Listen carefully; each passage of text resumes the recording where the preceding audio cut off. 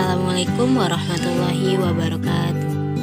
Perkenalkan, nama saya Putri Anghita Teravita dengan NIM 2015-232 kelas BKI 3A.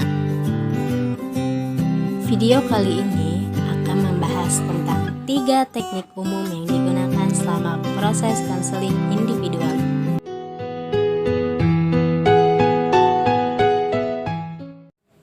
Konseling individual adalah salah satu jenis layanan BK di mana terjadinya proses bantuan yang dilakukan oleh konselor profesional secara face-to-face atau menggunakan cyber counseling untuk membantu mengentaskan masalah, mengembangkan potensi, dan memandirikan klien agar tercapai keefektifan kehidupan sehari-hari.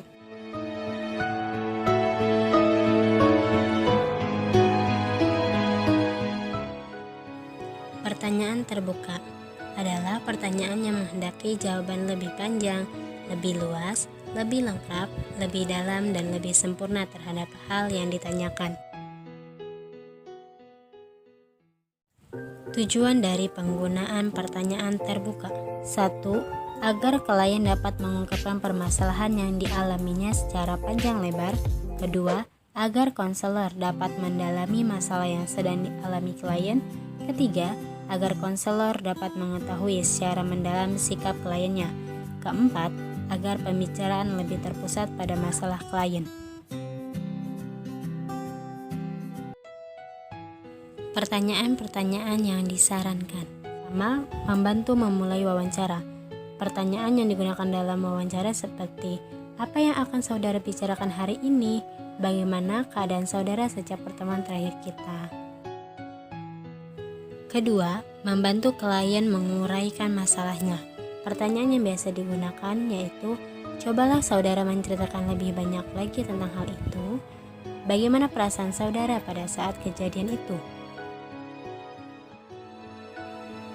Pertanyaan yang tidak disarankan. 1. Pemakaian pertanyaan tertutup yang terlalu sering. 2. Pengajuan pertanyaan lebih dari 1 pada waktu yang sama. 3. Pengajuan pertanyaan mengapa, kenapa. 4. Memasukkan jawaban dalam pertanyaan Anda. Dorongan minimal adalah gerakan anggota badan, pengulangan kata, kunci yang menunjukkan bahwa konselor mempunyai perhatian dan ikut serta dalam pembicaraan klien.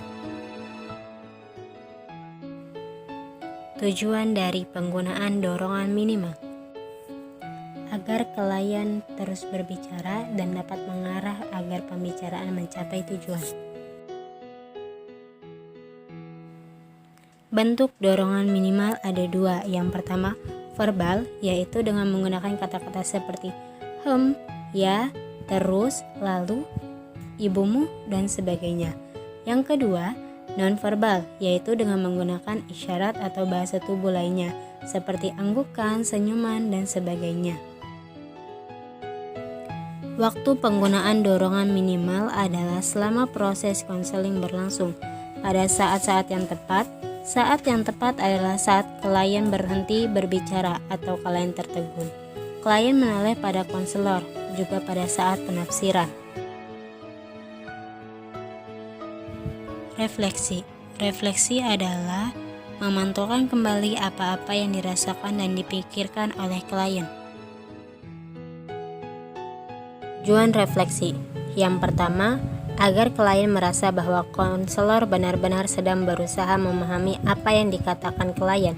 Kedua, mengerti dengan tepat apa yang dimaksud klien.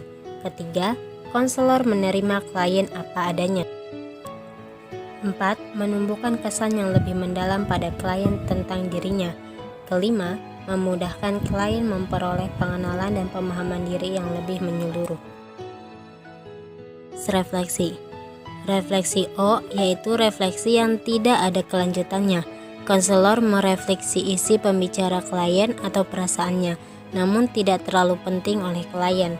Kedua, refleksi negatif, yaitu yang membuat klien mempertahankan diri. Misalnya klien akan menjawab, "Tidak, saya tidak begitu." Ketiga, refleksi khayal, yang jauh dari kaitannya dengan apa yang dimaksud klien. Yang keempat, refleksi positif, yaitu refleksi yang tepat dan sesuai dengan perasaan atau isi pembicaraan klien. Bentuk refleksi ada dua. Yang pertama, refleksi isi, yaitu konselor mensajikan secara singkat dan sederhana informasi yang diberikan klien atau isi pembicaraan klien. Yang kedua, refleksi perasaan, yaitu konselor menyatakan kembali pembicaraan klien yang mengandung pesan emosional atau perasaan klien. Syarat dalam refleksi. Yang pertama, tidak boleh negatif. Yang kedua, kalimatnya berbentuk pernyataan bukan pertanyaan. Yang ketiga, bahasa yang digunakan harus pendek, singkat, dan padat. Yang keempat, kalimat yang digunakan itu jelas dan mudah ditangkap oleh klien. Yang kelima, refleksi hendaknya tepat, baik isi maupun makna. Yang keenam, isi refleksi adalah pokok pikiran atau pokok perasaan klien. Yang ketujuh, respon klien mestinya iya, itu pertanda refleksi tepat. Yang kedelapan, kalimat terus jelas dan mudah dimengerti. Jangan gunakan istilah asing yang tidak diketahui klien. Yang kesembilan, pernyataan konselor tepat makna. Langkah-langkah dalam refleksi. Yang pertama, laksanakan 3M, mendengarkan, memahami, dan merespon dengan baik. Yang kedua, kenali perasaan yang terkandung dalam pernyataan klien dengan empati. Yang ketiga, tangkap isi yang terkandung dalam pernyataan klien. Yang keempat, pantulkan atau alihkan ungkapan perasaan klien atau isi pembicaraan klien tersebut dengan kalimat pernyataan. Yang kelima, konselor mampu menyaringkan apa yang disampaikan klien. Yang keenam, sampaikan refleksi dengan kalimat konselor sendiri. Kalimat awal yang biasa dipakai untuk merefleksikan isi. Yang pertama, Anda mengatakan bahwa Anda ... atau bla bla bla bla. Yang kedua, Anda bla bla bla bla bla bla. Yang ketiga, dapat dikatakan bahwa bla bla bla bla bla. Yang keempat, saya mengerti maksudnya bahwa Anda bla bla bla bla. Kalimat awal yang biasa dipakai untuk merefleksikan perasaan. 1. Anda merasa bla bla bla. 2. Anda merasa bla bla bla karena bla bla bla. Yang ketiga, kelihatannya Anda bla bla bla bla. Keempat, tampaknya Anda bla bla bla bla. Contoh refleksi. Klien. Saya begitu yakin akan menamatkan sekolah pada usia sekarang, tetapi saya gagal menyelesaikannya. Saya merasa bodoh. Konselor. Jadi, kegagalan itulah yang menyebabkan Anda merasa bodoh. Itulah 3 teknik umum yang biasa digunakan dalam proses konseling individual. Semoga video ini bermanfaat. Terima kasih. Wassalamualaikum warahmatullahi wabarakatuh.